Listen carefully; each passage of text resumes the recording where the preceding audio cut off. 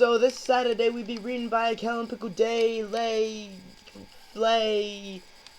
stay, amen, bend, end. This is the end of schmote, boat, coat, wrote. I can't rap. But seriously, Hanefesh, happy Friday and day before Shabbat and day we end Shmot, the book of Shmot. And happy day after the Ides of March and 2 days after Pi Day. It's been a good week for days. So this week we have a double parsha, as I mentioned earlier, Vayakhel and Pekudei.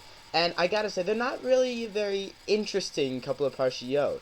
In fact, with the exception of a couple of things I'll mention later, they are the exact same thing as the parsha 2 parshiyot ago, 2 weeks ago, Tetzaveh. Maybe I could just use that Dvar Torah. So, this weekend we've been reading about the portable temple, and you gotta know that making it just isn't that simple. No. So, warning, this number is not correct. The real number is 3, and I'll get back to that later in the Dvar Torah. So the two main differences between these Parshiot and Parshat Tetzaveh are that 1, the Mishkan is actually built during this Parsha, and 2, it's built in a very strange way. Backwards, in fact.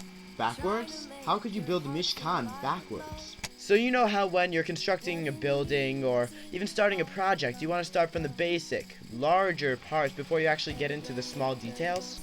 But that's not the case with what the architects, designers, engineers, and builders of the Mishkan, Bezalel and Oliahav, actually do. Designers actually start out by making the ark, the menorah, and the altar of the Mishkan before putting up the walls themselves. But why is this? Perhaps the Torah is trying to tell us that the building itself is not inherently holy. Rather, it is what the community adds to the building that makes it a special location. For the children of Israel, the value that was placed in the Mishkan was the altar, the menorah, and the ark, which held the Ten Commandments. Yet, in our modern Jewish community, and Jewish communities all over the world, this value has changed. Instead of placing physical objects into our Mishkan, we now place community values like education and tzedakah, which remain constant especially in times of need.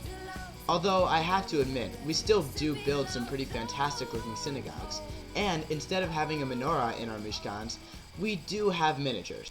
So I did mention that there was one more reason why these two parshiyot were a little more spiced up than Tetzaveh. Okay, I'm sorry. I just cracking myself up. Okay, maybe I'm going a little bananas. Done. Done. Just done. So the final difference between these two parshiyot and Parshat Tetzaveh is that at the beginning of Vayakhel, God talks about the rules of Shabbat. The reason why I'm mentioning Shabbat? 2 things. Due to the start of daylight savings time last Sunday, we moved our clocks 1 hour forward. This is going to radically change the Shabbos times we have this week. This means that Shabbos is going to start at 6:41 p.m. today and end at 7:41 p.m. tomorrow night. Whoa, yeah!